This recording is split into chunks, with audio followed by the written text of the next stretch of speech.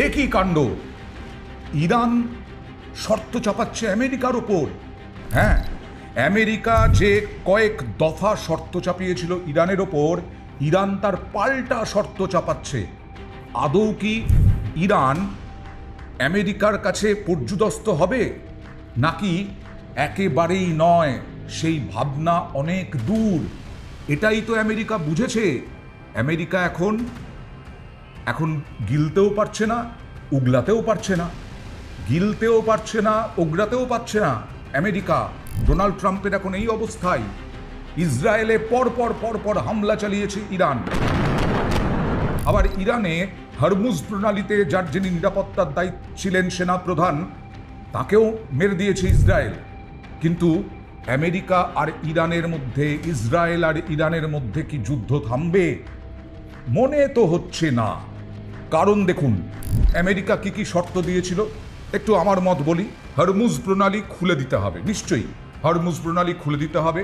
এটা ইরান কতটা শুনবে, কারণ আমেরিকা, আমেরিকার মিত্র দেশ, এবং ইসরায়েলের মিত্র দেশেরা যতক্ষণ পর্যন্ত হামলা না বন্ধ করে, হরমুজ প্রণালী তো একমাত্র হাতিয়ার, তা বন্ধ করবে ইরান।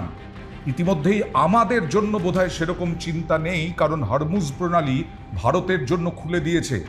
ভারত, চীন বন্ধু দেশ ইরানের, এবং তাদের জন্য কোনো রকম কোনো বাধা ইরান দেবে না বলে দিয়েছে। দ্বিতীয় শর্ত কি ছিল? দ্বিতীয় শর্ত আমেরিকার ছিল 1 মাসের জন্যে যুদ্ধে বিরতি টেনে আলোচনা এর আগে নাকি শুরুই করে দিয়েছিলেন ডোনাল্ড ট্রাম্প। ইরানই বলেছিল এসব ভুয়ো তথ্য। তাহলে আবার নতুন করে শর্ত কেন যে 1 মাসের জন্য যুদ্ধে বিরতি টেনে আলোচনা? এইখানে ইরান পাল্টা বলতে পারে যে মিত্র দেশগুলোতে আমরা হামলা চালাবো না। ইসরায়েল হামলা চালাচ্ছে, ইসরায়েলের কাছে ক্ষতিপূরণ চাইবে। ইসরায়েলের কাছে যেভাবে এই বললাম যে সেনাপ্রধানকে মারা হয়েছে, আরও একজন সেনাপ্রধানকে, তাকে মারলো কেন? এই প্রশ্ন যদি ইরান তোলে, তাহলে 1 মাসের যুদ্ধে বিরতি কেন ইরান টানতে যাবে? এটাও তো প্রশ্ন। পরপর ইসরায়েল হামলা চালাচ্ছে, ইসরায়েলকে আপনি কন্ট্রোল করতে পারছেন না। তৃতীয় শর্ত কি? ইউরেনিয়াম সমৃদ্ধকরণ কমিয়ে শূন্যে নামিয়ে আনা। আচ্ছা, ইউরেনিয়াম সমৃদ্ধকরণ যে ইরান করছে নতুন করে, 2025 সালের যে অ্যাটাকটা আমেরিকা করে, তারপরে তো তুলসি গাবার্ড নিজেই রিপোর্ট দিয়েছেন যে পরমাণু কর্মসূচি কোনোভাবেই চালানো হচ্ছিল না ইরানে নতুন করে 2025-এর পরে। তারপরে আবার এই শর্ত, মজুত ইউরেনিয়াম তৃতীয় পক্ষের হাতে তুলে দেওয়া। নিজের দেশে পরমাণু শক্তিধর দেশ, সেই পরমাণু কোনো শক্তিধর দেশ মজুত ইউরেনিয়াম অন্য দেশের হাতে তুলে দিতে পারে? তার সার্বভৌমত্ব, তার সমস্ত কিছু রয়েছে। ব্যালিস্টিক ক্ষেপণাস্ত্র কর্মসূচি স্থগিত মানে কি? চরদগপ করে দেওয়া হবে ইরানকে? একেবারে প্রতিবন্ধী হয়ে থাকবে ইরান? তার নিজের কোনো অস্ত্র থাকবে না, তার নিজের কোনো সেনা থাকবে না। এই শর্তগুলো আমার তো মনে হয় না কোনোভাবেই ইরান মানতে পারে। আত্মরক্ষা ছাড়া আর কোনো কারণে ক্ষেপণাস্ত্র ব্যবহার করা যাবে না। আচ্ছা, হিজবুল্লাহ, হামাসের মতো আঞ্চলিক সশস্ত্র বাহিনীগুলিকে সাহায্য বন্ধ করতে হবে। হিজবুল্লাহ ইরান বন্ধ করতে দেবে না। হামাসের ব্যাপারে বলতে পারবো না, হামাসকে আদৌ ইরান সাহায্য করে কিনা, ইরান আশ্রয় দেয় কিনা। প্যালেস্তাইনে হামাসের ওপরে হামলা করে ইসরায়েলি বলেছিল হামাসকে শূন্য করে দেওয়া হয়েছে। তাহলে এখানে আবার হামাসকে সাহায্য, আঞ্চলিক সশস্ত্র বাহিনীগুলোকে সাহায্যের কথা কোথা থেকে আসে? এরপরে শর্ত কি? এই শর্তগুলো মানলে আর্থিক নিষেধাজ্ঞা আংশিক প্রত্যাহার করা হবে, অসামরিক পরমাণু জ্বালানি উৎপাদনে সাহায্য করা হবে। পুরোপুরি নয়, আংশিক নিষেধাজ্ঞা যা ইরানের ওপরে বহুদিন ধরে চলছে, সেটা চাপানো থাকবে। ইরান তার পাল্টা শর্ত দিয়েছে। ইরান বলছে যুদ্ধের ক্ষতিপূরণ দিতে হবে। অবশ্যই প্রচুর পরিকাঠামো ধ্বংস করে দিয়েছে আমেরিকা এবং ইসরায়েল ইরানে। সেই ইরানের যে সমস্ত পরিকাঠামো ধ্বংস করা হয়েছে, আগ বাড়িয়ে একেবারে পেন্টাগন বলেছে যে কোনো রকম ইরানের থেকে আগে থেকে হামলার কোনো রকম পরিকল্পনা ছিল না। তাহলে তো আগ বাড়িয়েই আমেরিকা এবং ইসরায়েল আক্রমণ করেছে। সেই ইসরায়েল আমেরিকার কাছে ক্ষতিপূরণ চাইবে না তো কার কাছে চাইবে? ক্ষতিপূরণ চাওয়াটা অপরাধের নয়। আর্থিক নিষেধাজ্ঞা প্রত্যাহার, বিভিন্ন যে আর্থিক নিষেধাজ্ঞা তা পুরোপুরি প্রত্যাহার করতে হবে। অবশ্যই ইরানের ওপরে কেন আর্থিক নিষেধাজ্ঞা থাকবে? তারা নিজেরাই আমেরিকার রিপোর্ট বলছে যে তারা 2025-এর পরে পরমাণু কর্মসূচি নতুন করে নেয়নি, তাহলে আর্থিক নিষেধাজ্ঞা বহাল থাকবে কেন? হরমুজ প্রণালীর নিরাপত্তায় নিয়ন্ত্রণ থাকতেই পারে, ইরানের ওপরে নির্ভর করবে তোমরা, ইরানের ওপরেই হরমুজ প্রণালীর নিরাপত্তা থাকবে না তো কি আমেরিকার হাতে থাকবে এই নিরাপত্তা? ইরানের থাকবে, ইরানের মিত্র দেশগুলির থাকবে, সেটাই তো স্বাভাবিক। পণ্যবাহী জাহাজের থেকে মাশুল আদায়ের ক্ষমতা, যে সমস্ত তেল আসছে, গ্যাস আসছে, সেই সমস্ত জাহাজ থেকে মাশুল আদায় করতে পারবে ইরান, এরকম একটা বিষয়।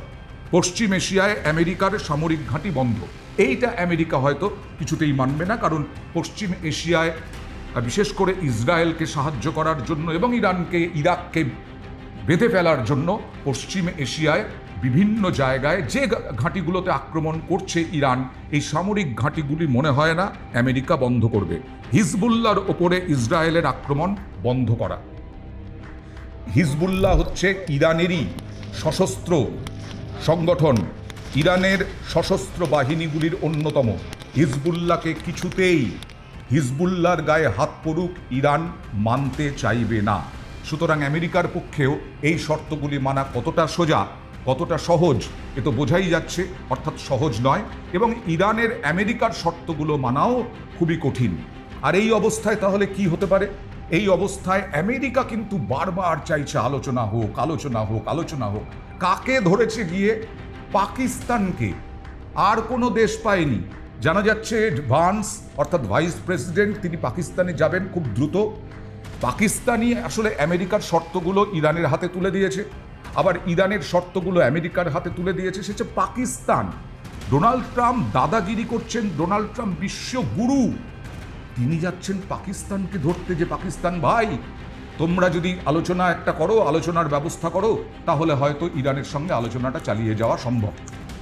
রিপোর্ট কি বলছে? রিপোর্ট বলছে, আমেরিকার রিপোর্ট বলছে যে চলতি সপ্তাহের শেষের দিকেই পাকিস্তানের একটি বৈঠকের ব্যবস্থা করতে চাইছে মার্কিন প্রেসিডেন্ট ডোনাল্ড ট্রাম্পের প্রশাসন, এবং সব কিছু ঠিক থাকলে মার্কিন প্রতিনিধি দলকে নিয়ে পাকিস্তানে যেতে পারেন ভান্স।